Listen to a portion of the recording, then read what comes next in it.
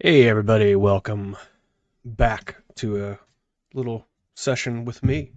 Today I want to think about what it's like in the future with just hypothetical new stuff, right? So we got problems with waste, we have problems with trash, we have problem with decomposition of products because we have become a throwaway society, if not throwaway world. Almost literally, because we feel we can just replace everything or rebuild everything because we are a very plentiful society, and which is fine, right? I think that improves the quality of life, that improves the efficiency of operations, and overall, that just helps people more in the broader strokes. But the problem you have is when you toss those things to the side, the environmental impact, the societal impact, and the economical impact, is often something not really thought through. We don't dive into that because it is now out of sight, out of mind. So I've been pondering this for several years and thinking through what can be done, how can things change, and there's a lot that's going on with it.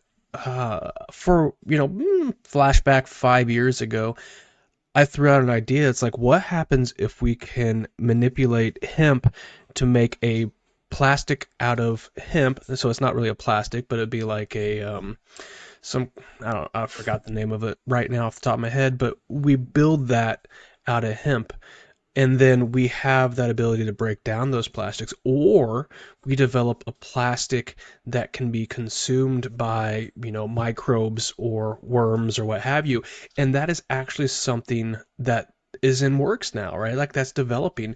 I had no hand in this, just scientists being scientists.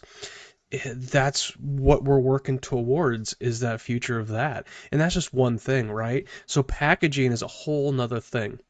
Cardboard is usually typically made out of recycled stuff now, but a lot of it's still not, or much, yes.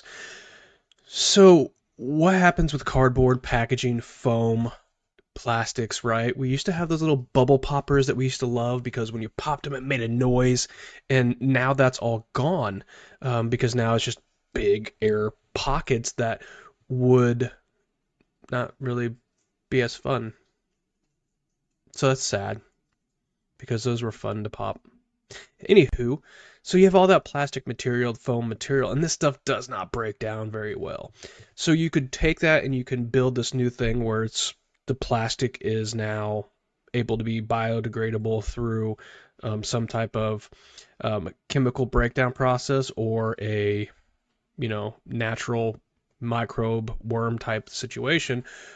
So that's one solution. But there's another solution that I'm really kind of diving into and trying to do some research on, is using mycelium as packing material, which there's a fair amount of companies doing that now. You got about probably 10 plus companies that I found that are doing this.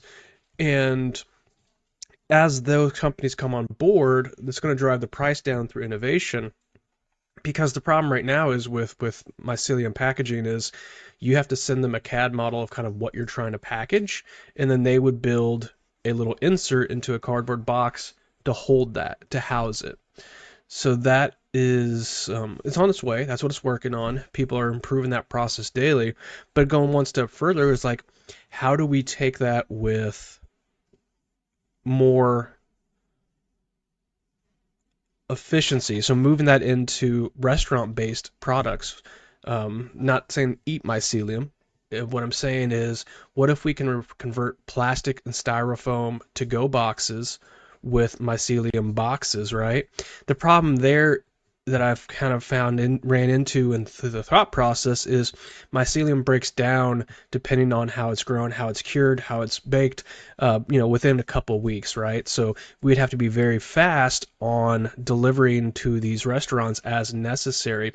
These boxes couldn't sit on the shelf for very long.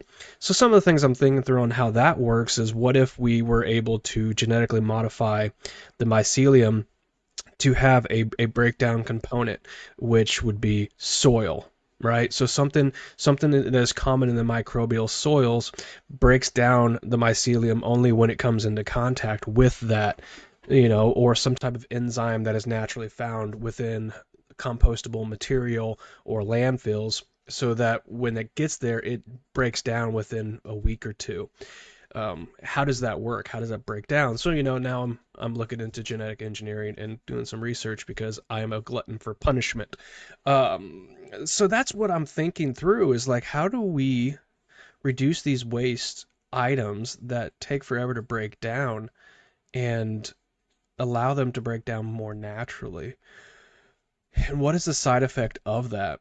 Being more of a conscious thinker and a developer of sorts, how do we not contribute to this in the future after we correct our actions? Because styrofoam's not going away. There's so many uses for it that I don't think so in the next 50 years it's going to go away. Um, I think we can reduce the use of it, and reducing the use of it is adding competition to it that is more ecologically friendly, more societally friendly, and more economical. Economical is going to be a hard thing to beat though, because you have something that literally costs pennies to make.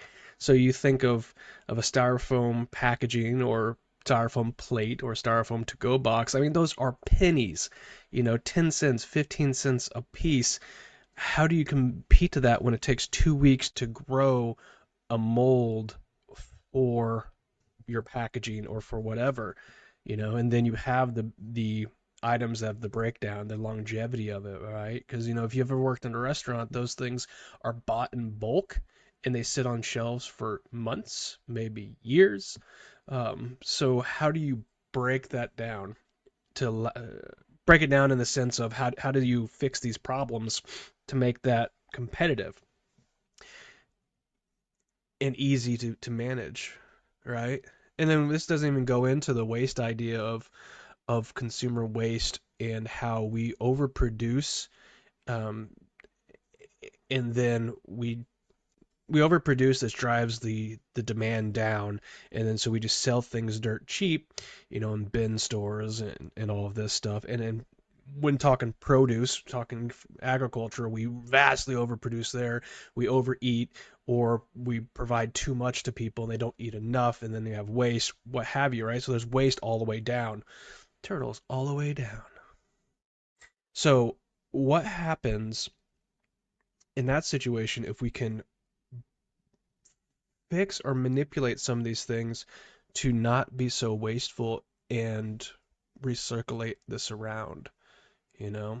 And I think it's totally a feasible fix because you have already things.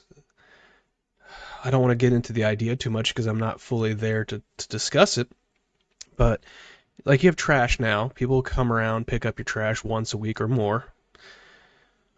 Why do we not have a more sustainable agricultural based waste pickup, right? Because composting is not a thing that's going to be happening in the inner city, not easily at least. Many people in the rural areas don't really compost either. Put it in the trash, it's easy, throw the trash out.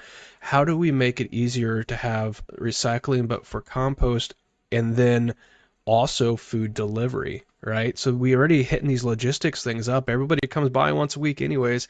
How do we do and optimize food delivery for these processes and also reducing the waste by picking up waste and composting properly with this? There's some ideas here. Bigger than me. I would love to capitalize on some of these because I want to improve my life. I want to improve the life of others. I want to improve the life of my family.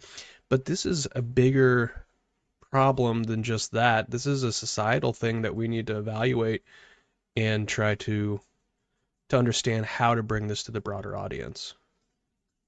Well, I appreciate everyone hanging in there and listening to my rant, and you guys have a great day.